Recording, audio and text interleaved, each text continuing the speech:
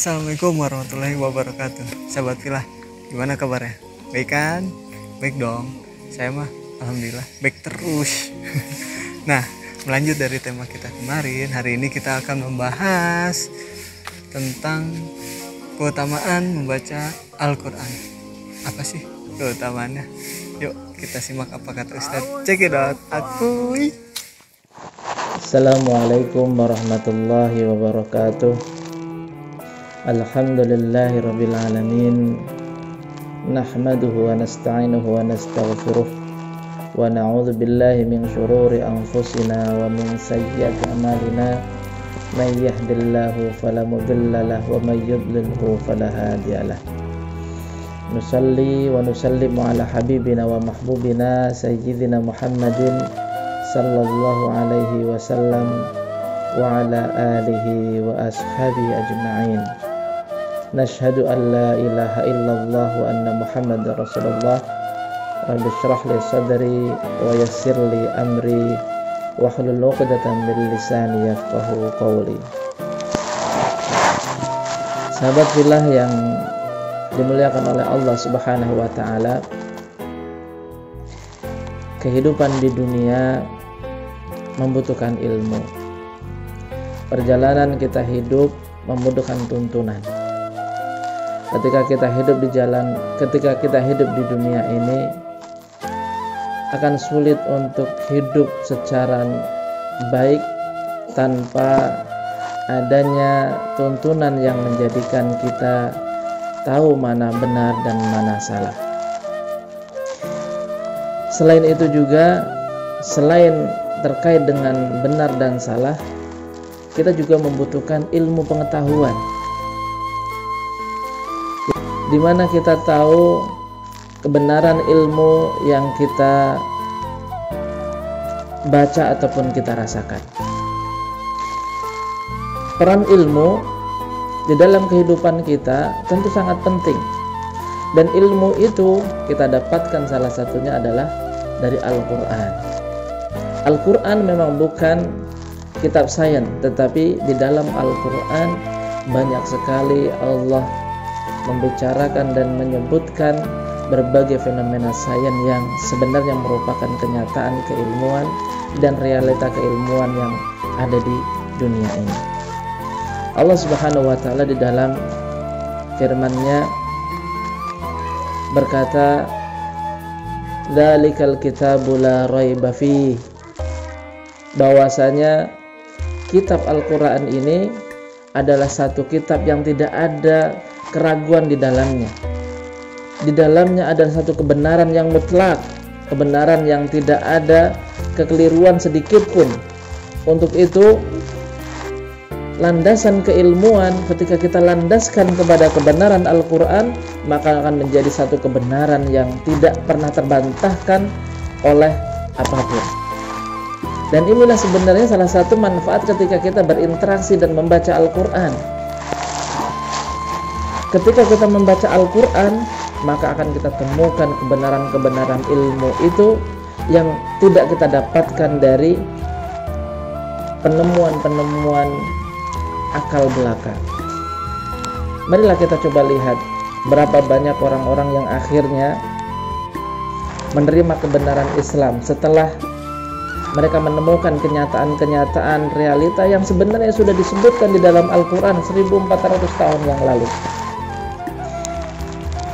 Mungkin sebagian orang yang tidak pernah berinteraksi dengan Al-Quran akan menilai bahwa pertemuan air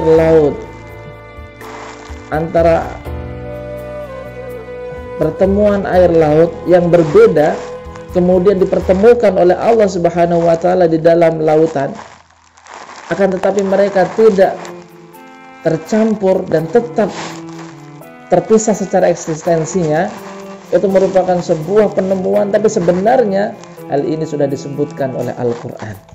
Satu kebenaran yang sudah disebutkan oleh Al-Quran, walaupun mungkin baru kita temukan kebenarannya saat ini. Ataupun hal yang lain tentang embriologi.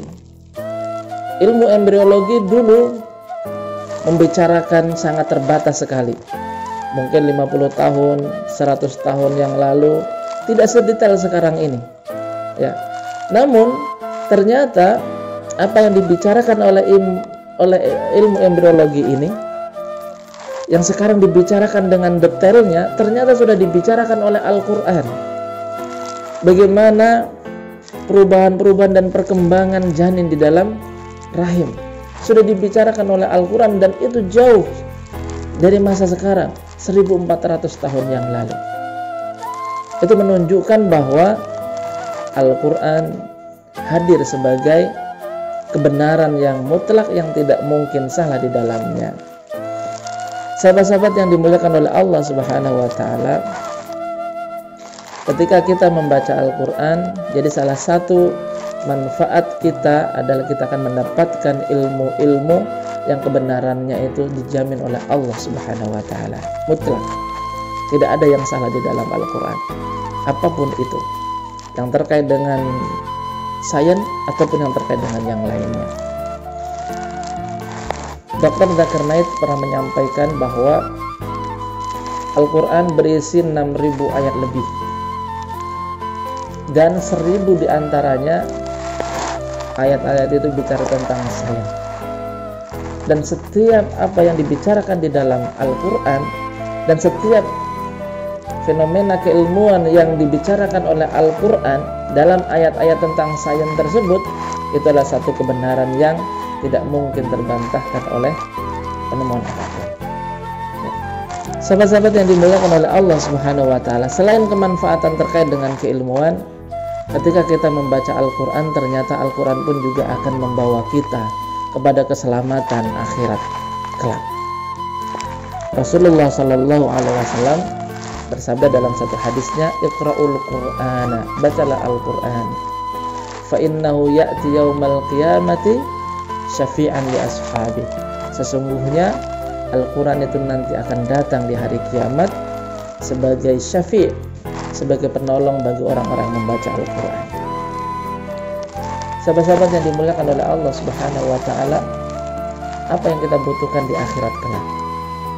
Yang kita butuhkan di akhirat kelak adalah keselamatan sampai akhirnya oleh Allah Subhanahu wa taala dimasukkan ke dalam surganya.